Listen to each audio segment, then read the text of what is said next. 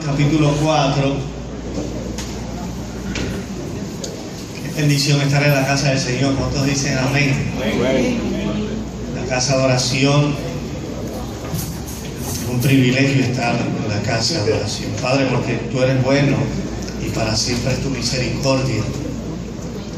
Pedimos que tu Espíritu Santo en esta hora, conociendo tú, Señor, el estado espiritual de cada uno de nosotros, conociendo, como dice el cántico, que estamos desnudos delante de ti. Tú conoces en este lugar quién necesitan despertar en su vida espiritual, Señor. Tú conoces en este lugar quién necesita una palabra que liberte. Tú conoces bien profundo, lo más íntimo, quién necesita, Señor, ser libertado de alguna cautividad. Pero tu palabra hoy fluye por tu espíritu en esta casa para hacer aquello por lo cual fue enviada. No tornará atrás vacía, porque en ti tenemos provisión, en ti tenemos libertad, en tu palabra tenemos, Señor, todo lo que puede ser suplido para nuestra vida espiritual viene de tu palabra. En el nombre de Jesús damos gracias. Amén. Amén. Primera de Juan como verso tema de hoy, capítulo 4, versículo 19, un verso muy conocido. Dice: nosotros le amamos a Él porque Él nos amó primero. Nosotros le amamos a Él porque Él nos amó primero. Y este verso es muy importante. Comenzamos con él porque vamos a partir de la premisa que nadie amó a Cristo primero. ¿Ven? Nadie fue tan bueno. Nadie fue tan bueno para decir yo amé primero a Cristo y por eso Él me amó a mí. La realidad es que Él nos amó primero, y porque eso ocurrió en nuestras vidas, porque eso ocurrió, ahora usted puede decir amo a Jesús. No puede sacar la realidad de que Dios tuvo iniciativa para buscarte. No puede sacar esa realidad. Me necesito la atención de todos. ¿Están conmigo aquí? Gloria a Dios. Una palabra poderosa esta noche. Nos quedamos la semana pasada en este tema. Estuvimos en el punto número E. ¿Cómo nos relacionamos con los miembros difíciles o inmaduros de la iglesia después, ¿verdad? Después que sabemos la realidad de que en Cristo podemos cambiar. Necesitamos un cambio. ¿Cuántos dicen amén? Amén.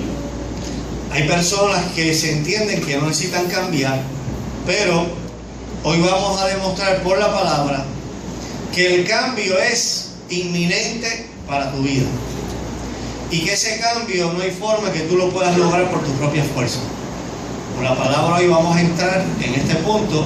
La semana pasada estuvimos, ¿verdad?, un tiempo bien bonito compartiendo acerca de después que yo sé que puedo cambiar y que los hermanos van a cambiar por el poder de la palabra, yo tengo que ahora ver cómo oro y cómo me relaciono con los miembros, que hablamos de los difíciles, los inmaduros, que pueden haber en la iglesia.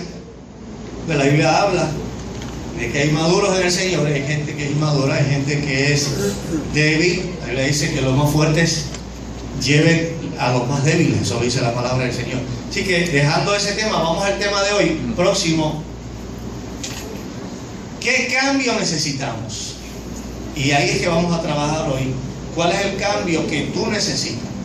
¿Cuál es el cambio que yo necesito para realmente gozar y disfrutar una relación con Dios? ¿Cuántos saben que necesitan un cambio? Vamos a ver cuál es ese cambio. Dice, ¿cuáles son algunas cosas que la gente comúnmente admite que deberían cambiar? Esto es una pregunta que, ¿verdad?, es sencilla. Hay gente que sabe que tiene que cambiar cosas, Hay gente que dice, no, que yo bebo mucho, yo tengo que dejar de beber. No, que yo fumo mucho, tengo que dejar de fumar. Y tú le dices, si tú le preguntas, ¿qué tú necesitas cambiar? ¿Qué tú entiendes necesitas cambiar? Bueno, a veces yo soy medio impulsivo. Y hay cositas que la gente sabe que tiene que cambiar por el hecho nada más de que alrededor de ellos hay personas. Y también ellos mismos se ven que su salud también está en riesgo. Normalmente las cosas que tenemos que cambiar, la gente piensa que son aquellas que estorban mi relación con mis hermanos, familiares íntimos y amistades, y también aquellas que perjudican mi salud. La gente dice, pero estas cositas yo tengo que cambiarlas. ¿Está bien? Pero hay una realidad. ¿Cuáles son algunas cosas que la gente puede no estar dispuesta a admitir que deberían cambiar? Porque hay una de las cosas que Puerto Rico como subcultura, hay algo que está bien arraizado y cimentado en los varones de Puerto Rico, es el machismo. El machismo es algo que no es bíblico. Eso no existe. Y el feminismo, peor. Porque si uno es malo, el otro también es malo. Pero el machismo está arraigado y hay gente que es criada así, y es que esto es así. Tú bregas tu casa como tú bregas, yo brego mi casa como yo brego. Y hay gente que no admite que tiene una situación en su hogar donde hay machismo por un tema sencillo. Es un tema sencillo, que aquí se hace lo que yo diga y se acabó.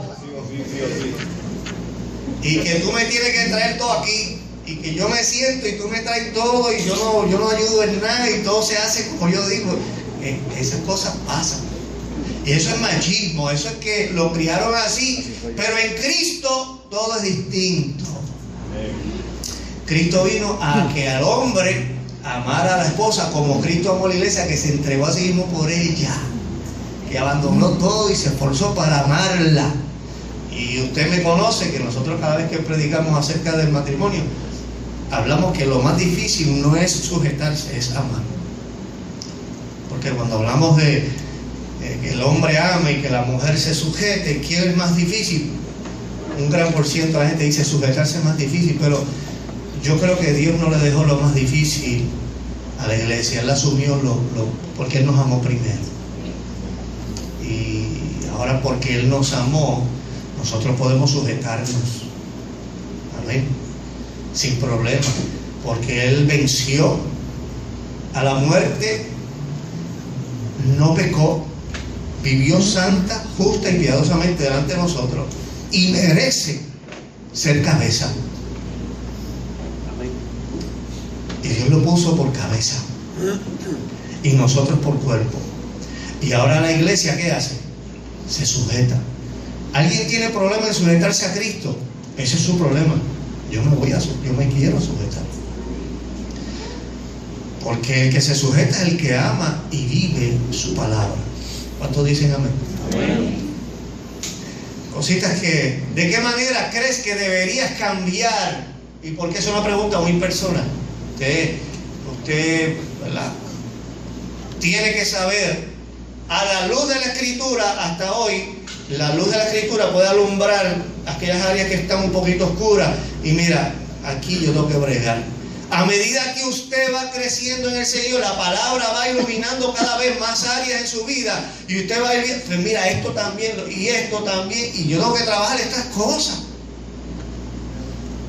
Pero lo lindo del caminar en Cristo es que vemos que cada vez que arreglamos las cosas que las palabras nos están enseñando que tenemos que arreglar, más paz se añade, más gozo se añade, más alegría y más fervor y más ímpetu del cielo. Porque estamos haciendo las cosas que a Él le agrada. Y no hay un lugar más lindo que estar que en su voluntad. Amén. Usted puede estar en Perú con un frío pelú y estar feliz. Y dormir en una cama con un boquete terrible y estar feliz, contento, alegre. Estoy haciendo la voluntad de Dios. Solo sin su esposa ya. Estoy contando un poquito de lo ocurrido. Mire, pero feliz. La voluntad de Dios es perfecta. Así que estoy diciendo que allá yo estuve sin esposa, no estoy sin esposa, ¿sabes? Allá en Perú estuve así. Pero la idea principal, Jesús enseña que para entrar en el reino de Dios debemos nacer de nuevo. Nadie va a entrar al reino de Dios si no hay un nacimiento. Dios mismo debe darnos una nueva naturaleza para que nosotros creamos en Cristo y hagamos la voluntad de Dios. ¿Quién hace esto? Él mismo. Vamos a profundizar ahora en Juan capítulo 3, del 1 al 15, lo voy a leer. Jesús confronta a Nicodemo con su necesidad de un cambio radical que solo puede venir de Dios. Vamos allá, hermano, esto es importante. Juan capítulo 3, del 1 al 15, yo voy a leer rapidito.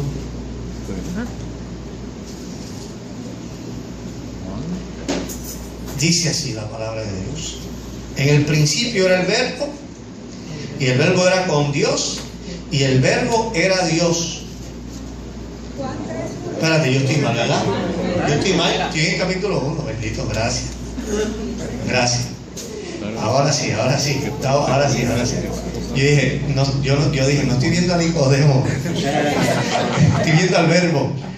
Está bien, gloria a Dios. Había un hombre de los fariseos que se llamaba Nicodemo, un principal entre los judíos. Hablando un poquito de Nicodemo, quiero que entiendas cuando vayamos al texto que Nicodemo era un conocedor de la ley. Era un principal, era maestro. Y yo quiero que usted sepa que ser maestro en Israel no era cualquier cosa. Ser un maestro en Israel, tú tenías que tener memorizado por lo menos el Pentateuco completo. Te guste o no te guste. Desde la niñez, si tú ibas a ser maestro, tú tenías que aprenderte por lo menos el Pentateuco. ¿Sabes qué es el Pentateuco? Génesis, Éxodo, Levítico, Número y Deuteronomio de memoria. De memoria. Para simplemente ser maestro. Sin contarse, o sea, son gente que estaban virtualmente preparados en la palabra y cabezones así, llenos de mucho conocimiento de la ley. Gente bien experimentada. Y se le acerca a Jesús de noche. Usted sabe por qué. De día no podía hacerlo, lo hizo a escondidas. Vamos a leer. Este vino a Jesús de noche y le dijo: Rabí, sabemos que has venido de Dios como maestro, porque nadie puede hacer estas señales que tú haces si no está Dios con él. Respondió Jesús y le dijo: de cierto te digo, que el que no naciere de nuevo no puede ver el reino de Dios. Nicodemo le dijo: ¿cómo puede un hombre nacer siendo viejo? ¿Puede acaso entrar por segunda vez en el vientre de su madre y nacer? Respondiendo Jesús: de cierto te digo, que el que no naciere de agua y del Espíritu no puede entrar en el reino de Dios. Lo que es nacido de la carne, carne es. Lo que es nacido del Espíritu, Espíritu es. No te maravilles que te dije, os es necesario nacer de nuevo.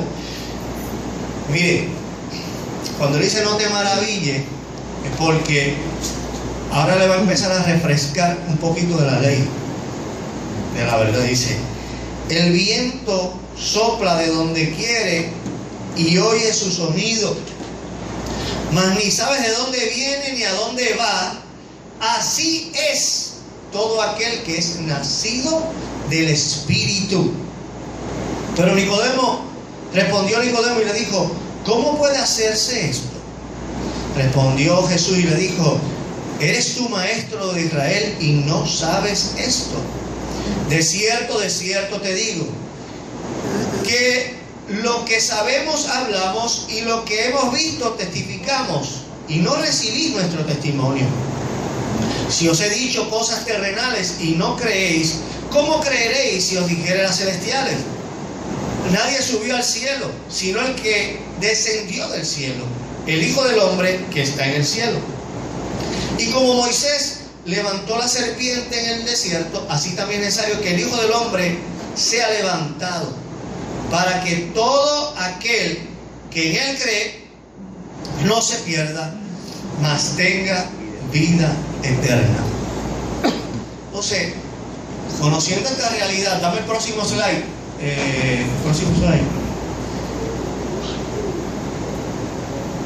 Vemos ahora que ustedes ya han escuchado anteriormente esta pregunta: ¿qué dice Nicodemo acerca de quién es Jesús y cómo lo sabe? Y usted sabe que la Biblia dice: sabemos que has venido de parte de Dios como maestro. ¿Y por qué? Porque nadie hace estas señales si Dios no está con él. Entonces, ¿qué dice Jesús a Nicodemo en respuesta? ¿Por qué cree que Jesús dice esto? Jesús le contesta con una oración que no tiene que ver nada con la pregunta, porque ni siquiera le preguntó. Sabemos que has venido de parte de Dios como maestro, porque nadie puede hacer esto. Jesús le dijo: Nicodemo, tú estás ciego. Y usted dice: ¿qué tiene que ver esta respuesta? Bueno, porque Jesucristo, además de que era maestro, ¿cuál fue su trabajo? ¿Cuál fue su mandato? ¿Para qué Él vino? ¿A enseñar? ¿A qué Él vino? ¿A qué Él vino? A salvar. ¿Alguien puede hablarlo sin miedo? A salvar. A salvar. Esa acción, ¿cómo lo señala? Salvador. El Salvador. Y el Salvador para los israelitas es que el Mesías, el ungido, el señalado, el siervo que habla la palabra en la antigüedad. Pero ellos no lo querían reconocer, como Mesías. Y Jesús le dijo: yo entiendo tu ceguera, porque no me estás viendo como lo que soy. Pero te voy a explicar qué se necesita para que tú puedas ver, hermano. Yo pienso, no lo dice la Biblia, pero yo pienso que... Habla duro. Yo pienso que Nicodemo en realidad lo que quería saber fue lo que Jesús le contestó, pero no empezó por ahí. Ahora, ¿qué pasa? Como Nicodemo no sabía que Jesús leía los corazones y conocía la verdadera necesidad. Entonces, él le habló, le preguntó una cosa, le habló una cosa, lo elogió, pero Jesús fue directo al grano, porque él no vino a perder el tiempo. Él vino a suplir la necesidad del que tuviera la necesidad. Intencional. Entonces, pues, él tenía una particularidad, Jesús, que muchas veces le hablaban de una cosa y él le brincaba con otra. Porque él miraba lo de adentro. Porque él miraba lo que estaba en el corazón y decía: mira, no me vengas a darle rodeo al asunto. Tú lo que quieres saber es esto, pues yo te voy a decir. Entonces, si usted se da cuenta, más adelante, creo que es en Juan 25, 29, por ahí, habla de que Nicodemo, cuando Cristo muere, no sé si usted va en la historia, Nicodemo fue el que llevó, creo que eran 100 libras, así lo dice, libras de aromas y especies para lavar al cuerpo de Jesús y envolverlo. Algo ocurrió con él. Cuando Jesús le dijo, algo ocurrió, porque yo creo que creyó en Jesús. Ahora bien, esta respuesta que Jesús le da es profunda. No dásela, ponla por ahí pendiente. Esa es un poco profunda. Entonces, la pregunta tercera: ¿entiende Nicodemo lo que Jesús quiere decir? Y obviamente todos sabemos que posiblemente en el momento no lo entendió, porque le hizo preguntas: ¿cómo puede ser esto? ¿Cómo es posible que una persona vuelva a nacer? Entonces, muchos teólogos hablan de que cuando dice la palabra que es necesario nacer del agua y del espíritu, están hablando del bautismo. Pero yo quiero que usted entienda que no, en este verso específicamente, no habla del bautismo en agua. ¿Okay?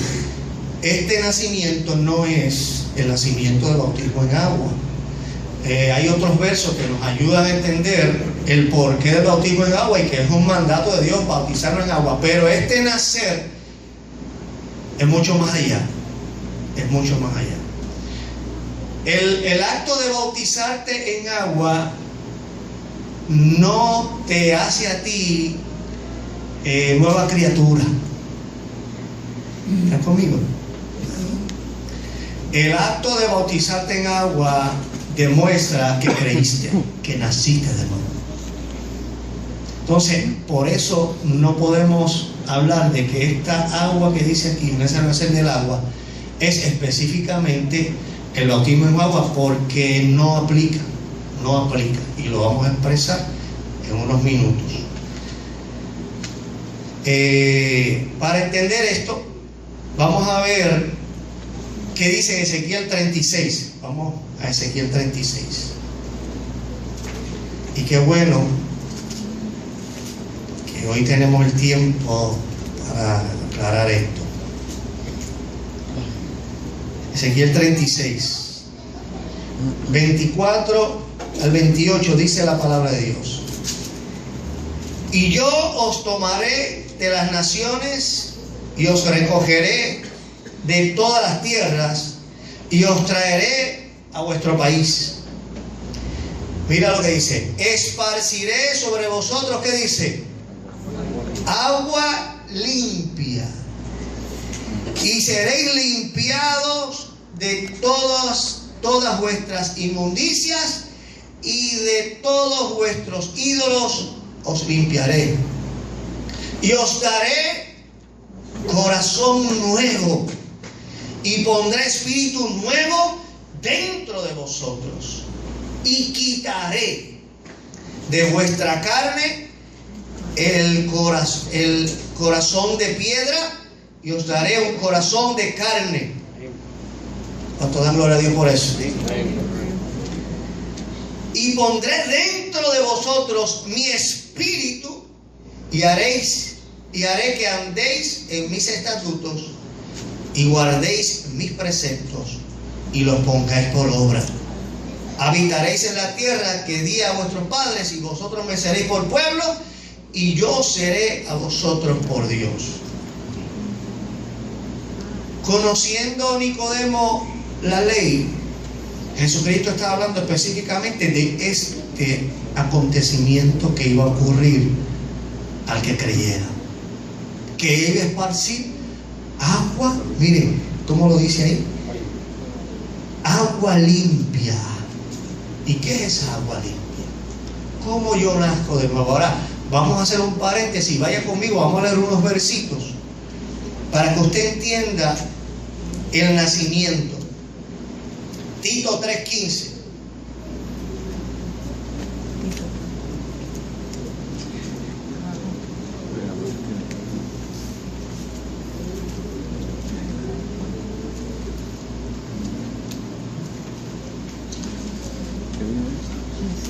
Tito 3:15 dice: nos salvó no por obras de justicia que nosotros hubiéramos hecho, sino por su misericordia, por el lavamiento de la regeneración y por la renovación en el Espíritu. ¿Ve que hay un lavamiento aquí? 3:15. ¿Estoy mal? Sí. Ah, pues entonces estoy mal acá. ¿Será Timoteo? Timoteo, mira a ver si es Timoteo 3:15. Porque tengo ti. Mira, a ver, déjame ver. Búsquelo ahí.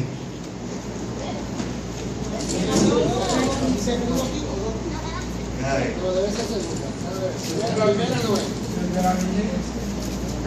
Búscame el verso que dice lavamiento a la regeneración. Si yo tuviera la tabla, lo hubiera buscado. Segunda Timoteo 3:15. Lo tiene, 2 Timoteo 3:15. Ahí volvemos.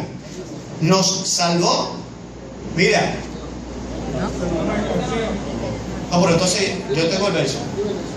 Nos salvó por obras de justicia que nosotros hubiéramos hecho. No por obras de justicia que nosotros hubiéramos hecho. Mira a ver si lo consigue y me lo dan. No hay problema, va a aparecer. Tranquilo. Mire el contexto del verso. Nos salvó. ¿Cuántos quieren ser salvos? ¿Cuántos quieren salvación? Aquí dice cómo. No la tenemos. 5. Ah, pues ahí mismo era. Tito 3:5. Ese uno va a estar de más. Nos salvó no por obras de justicia que nosotros hubiéramos hecho. La salvación escúchame, no es por nada bueno que tú hagas.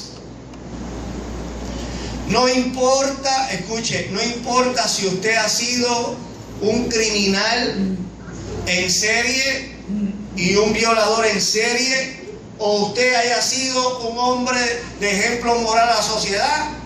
No importa lo que usted haya hecho, nada lo salva, sino la misericordia de Dios.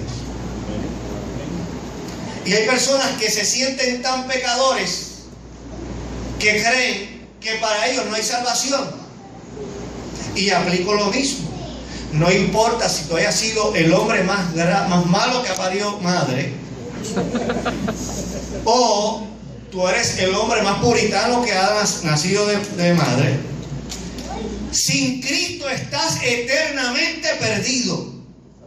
Y no hay nada que puedas hacer para ser salvo. Nada que tú puedas hacer. Hay gente que dice, yo lo voy a coger suave porque no me voy a meter de momento a la iglesia. Porque después, yo sé que cuando yo termine esta cosita, después yo voy a buscar a Dios de verdad. Eso es una mentira del diablo. Nadie puede decidir cuándo va a buscar a Dios. Eso es. Nadie puede decidir, hoy voy a buscar a Dios. Porque ese sentimiento no viene del hombre. Eso es. Si estás perdido, ese sentimiento viene luego de la exposición de la palabra y la convicción que hace el Espíritu. Así que si usted está pensando que viene un tiempo donde usted va a cogerlo suave, entonces después que vaya y haya hecho lo que haya hecho, ahora, eso no es así. Eso no es así. Eso no es así. Mire, aquí habla del lavamiento a la regeneración cuando dice derramaré agua limpia, agua pura, en Ezequiel, ¿se acuerdan?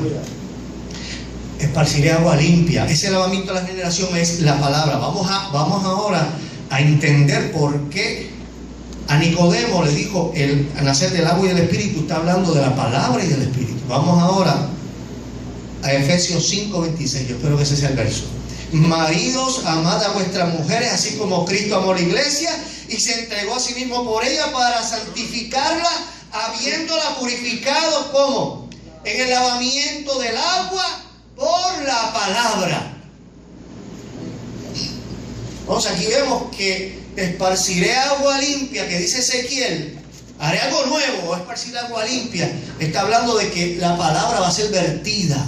Y dice la palabra que Dios en su sabiduría quiso salvar al hombre, no con sabiduría humana, sino que con la locura de la predicación hay salvación.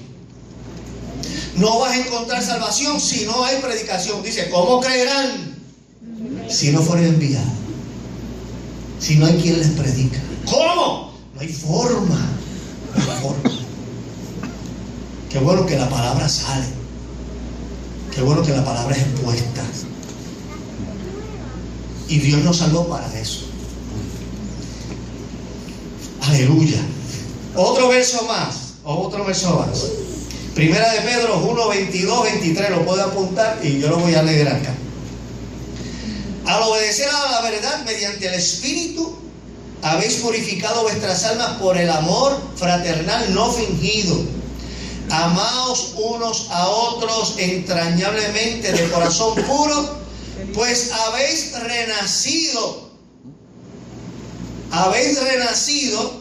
no de simiente corruptible, sino de incorruptible por la palabra de Dios que vive y permanece para siempre. ¿Qué me hizo a mí renacer? ¿Cuál es esa simiente incorruptible? Esa es la palabra de Dios que vive y permanece para siempre. Yo fui renacido por esa palabra. Ven ahora del agua que está hablando Jesús, que le dijo a Nicodemo, tú sabes lo que yo voy a hablar, porque él sabía del verso de Ezequiel, que voy a hacer agua, voy a regar agua limpia. Necesario nacer del agua y del Espíritu. Otro verso más. En Santiago 1:18, lo puedo apuntar. Dice, él de su voluntad. ¿Cuál es la voluntad que permea aquí? La de él. Él de su voluntad nos hizo nacer por la palabra de verdad. Ay, hermano, ¿dónde está tu voluntad en esto del nacimiento?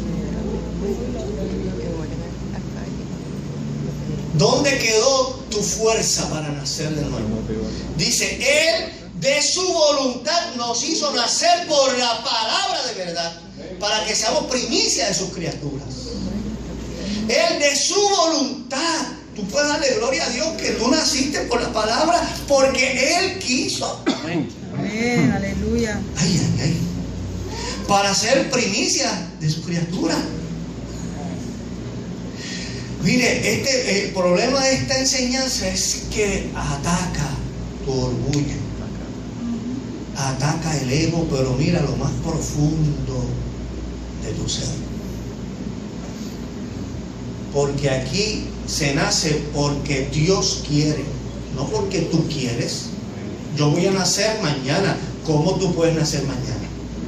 ¿Quién te concibió? ¿Quién te engendró? La Biblia dice que nosotros somos renacidos de simiente incorruptible por la palabra de Dios. Así que tu aportación en tu nacimiento puede quedar descartada desde ahora. Ahora, mire,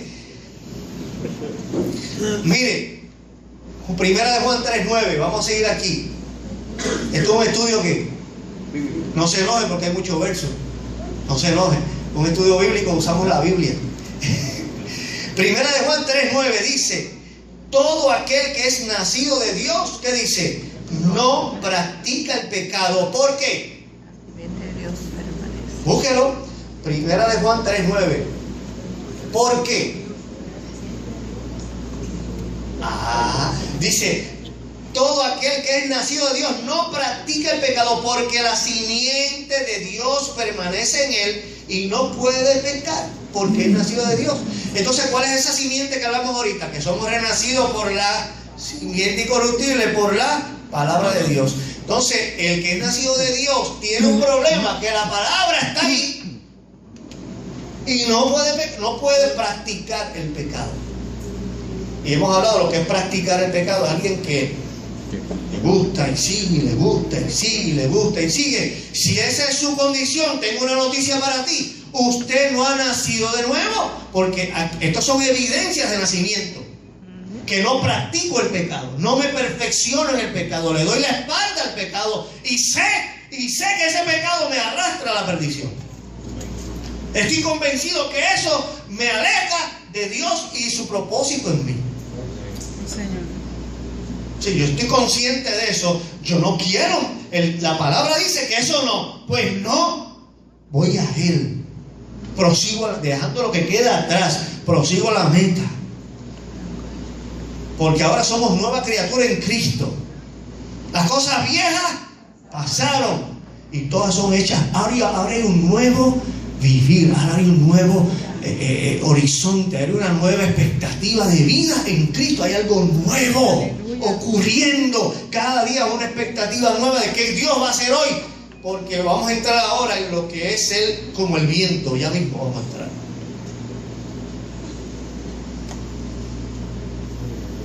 No hay vida más emocionante que estar en Cristo. No hay una vida más emocionante que vivir en Cristo.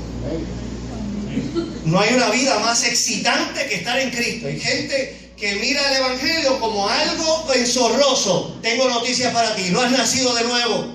Porque es imposible haber nacido de nuevo, ver el reino, entrar en el reino y decir que Cristo es enzorroso, cuando es el ser que hizo todo por mí. Aleluya, aleluya. Que yo lo amo a Él, que Él se dio por mí y ahora yo lo dejo todo por alcanzarlo a Él, porque Él me alcanzó a mí primero. Señor. Y es un deleite buscar a Jesús. Es alegría encontrarme con Él. Amén. Sí, Señor. ¿Cómo dicen que es enzorroso el Evangelio? Yo no entiendo. Bueno, lo dice aquel que no ha nacido de nuevo. Yo no tengo problema. Pero el que ha nacido encuentra a Jesús y lo empieza a declarar como Él es, señalado entre 10,000, el amado de mi alma. Él es la flor del lirio de los valles, la estrella resplandeciente de la mañana, la peña de Oreb. Mire, y usted empieza a vivir y a experimentar a Cristo en sus diferentes facetas de Salvador, de Redentor, de Sanador, de Proveedor. Y cada día una experiencia para que tú experimentes a Cristo en una faceta distinta, cada día. Pero para eso tienes que nacer del Padre. Porque Jesús dijo, nadie viene a mí si el Padre no lo envía. Y ninguno de los que Él me envía, yo rechazo. Qué bueno el Señor. Gloria a Dios. Aleluya. Porque si el Padre nos escogió, como escogió a Pablo, que hablamos hace un tiempo atrás, escogió a Pablo siendo Pablo lo que era, Jesús no lo rechazó, sino que fue y lo abrazó. Tú eres instrumento porque el Padre vio algo. Y si usted quiere entender un poquito, vaya rapidito a 1 Corintios 12, rapidito.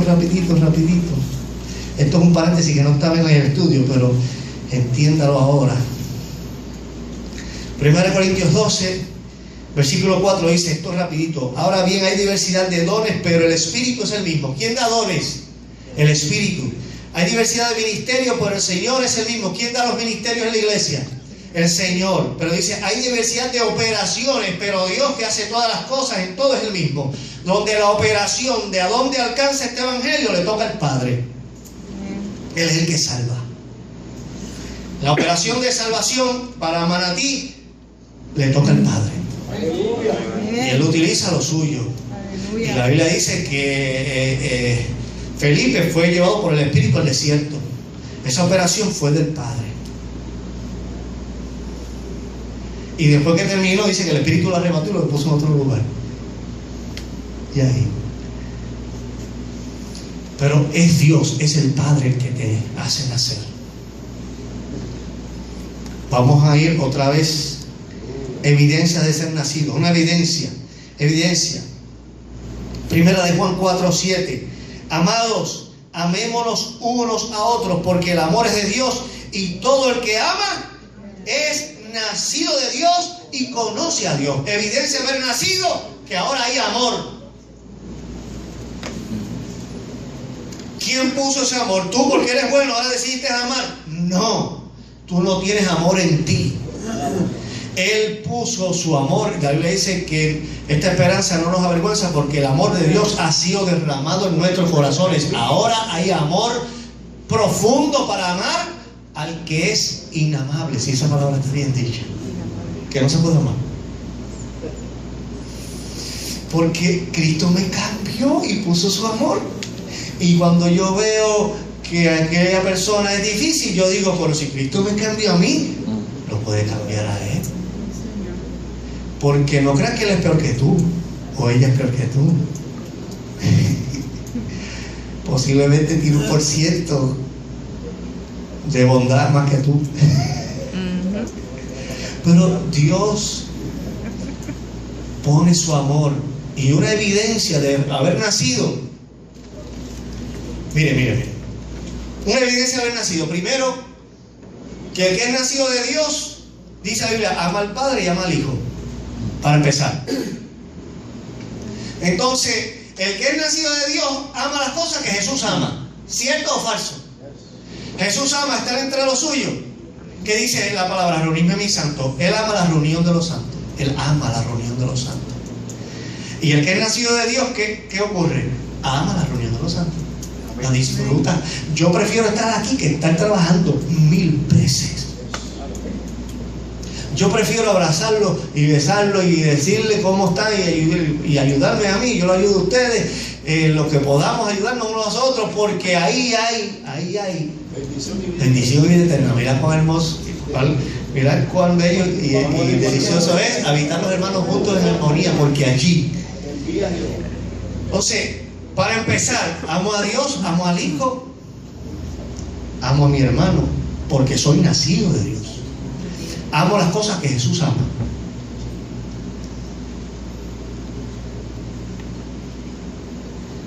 Otra evidencia. Primera de Juan 5:1. Todo aquel que cree que Jesús es el Cristo, ¿qué dice? Es nacido de Dios. Y todo aquel que ama al que engendró, ama también al que ha sido engendrado por él. ¿Entienden esa palabra? ¿O no? La voy a leer otra vez. La voy a leer otra vez. Todo aquel, 1 Juan 5:1, todo aquel que cree que Jesús es el Cristo es nacido de Dios. Y todo aquel que ama al que engendró, ama también al que ha sido engendrado por él. ¿Quién fue engendrado por él? Muy bien. ¿Y quién es él? Muy bien, Jesús. ¿Por qué dice en hebreo? ¿Qué dice la palabra en hebreo? ¿A quién de los ángeles dijo Dios, mi hijo eres tú, yo te he engendrado hoy? Eso fue a Jesús. El Padre dijo a Jesús, tú eres mi hijo. Entonces este verso, para que podamos entender, 1 Juan 5:1, está en Hebreos, y dice, todo aquel que ama al que engendró, ama también al que ha sido engendrado por él, que es lo que ocurre en la oración anterior. Todo aquel que cree que Jesús es el Cristo, es nacido de Dios. Allá. Y a nosotros también nos engendró él también. ¿Oh sí? Y busca en Juan capítulo 1, del 11 al 13, que es muy conocido esos versos, pero hay un verso que me gusta mucho porque debe establecer firmeza en el creyente, donde dice, a los suyos vino y los suyos no le recibieron, mas a todos los que les recibieron, los que creen en su nombre, les dio potestad de ser hechos hijos de Dios, los cuales no se han engendrado de sangre, ni de voluntad de carne, ni de varón, ni de voluntad de varón, sino de Dios. Porque fuimos engendrados por Dios. O sea, papi y mami fueron los canales que Dios usó. Para el nacimiento natural. Pero fue voluntad de Dios para nacer, que eso sucediera. Para el nacimiento espiritual. Porque era un plan de Dios que naciéramos, que Amén. llegáramos, porque nos iba a alcanzar. Amén. Y damos gloria a Dios por eso. Ahora escuche bien. 1 Juan 5:4. Vamos a ver una característica de alguien que es nacido de Dios. Mire qué linda. Todo lo que es nacido de Dios, ¿qué dice? Vence al mundo. Escuche ahora, escuche ahora. Y esta es la victoria que ha vencido al mundo: nuestra fe. Todo lo que es nacido de Dios vence al mundo. ¿Y qué es lo que me hace así, lo que me hace a mí un vencedor? Haber creído que Jesús es el Señor. Porque, hermano, la victoria que vence al mundo es esa certeza, esa firmeza, esa convicción de que le voy a ver. Mire, hermano, cuando usted es nacido de Dios y esta fe es cierta en su vida, de momento, como sus ojos fueron abiertos a ver el reino y entrar en el reino, la victoria que vence al mundo y su deseo y sus pasiones y su concupiscencia son vencidas por esta fe nueva, por este creer nuevo. Cuando yo estoy claro y consciente de lo que me espera en Cristo en la vida y lo que me espera en Cristo después de la vida, esa fe vence el mundo. Porque ahora en Cristo mi matrimonio tiene esperanza, mis hijos tienen esperanza. La Biblia dice que el reino de los cielos es justicia, paz y gozo. Y no tan solo en la tierra, sino que la Biblia dice, cuando terminemos esta jornada en la tierra, esta carrera, dice la Biblia que seremos como Él es. Seremos semejantes a como Él es. Le veremos cara a cara y estaremos con Él eternamente y para siempre. Y si para usted no es emocionante la eternidad, Pablo tuvo un encuentro en el tercer cielo y dice la palabra que él vio cosas que no se pueden describir con palabras, son inefables. Conozco a un hombre, si fue en la carne o en el espíritu, yo no sé, pero fue arrebatado al tercer cielo y vio cosas que son inefables. Entonces, esta fe, esta certeza de que ahora creo y tengo convicción de que en Cristo mi vida en la tierra tiene propósito, y luego de esa vida y eternidad en Él, venzo al mundo. Porque es poner en balanza el peso de la gloria de Dios contra la vana gloria de este mundo. ¿Quién va a vencer? Si eres nacido, escuche, el que es nacido de Dios. Eso lo dice porque todo lo que es nacido de Dios vence al mundo. ¿Cuánto dan gloria a Dios? Usted es vencedor. Usted es vencedor. Si usted nació, créalo, usted es vencedor. Usted es vencedor. Yo tuve unas notas aquí que el hermano Spurgeon, ¿saben quién es Spurgeon? Tremendo ministro. Él dice: Dios no nos promete que mejorará nuestra naturaleza. Cuando hablamos de Ezequiel, que va a poner un corazón nuevo y va a arrancar el corazón de piedra. Mire cómo Spurgeon lo dice. Dios no nos promete que mejorará nuestra naturaleza o que pondrá un remiendo en nuestros quebrados corazones. No, la promesa es que nos dará nuevos corazones. Amén. Mire, nuevos corazones y espíritus rectos. La naturaleza es demasiado depravada para ser remendada.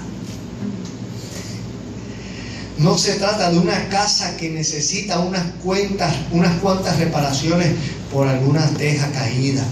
No se trata de que vamos a ver si salvamos la casa. Yo leí el comentario de él, dice que las casas nuestras, todas sus maderas están corroídas por comején.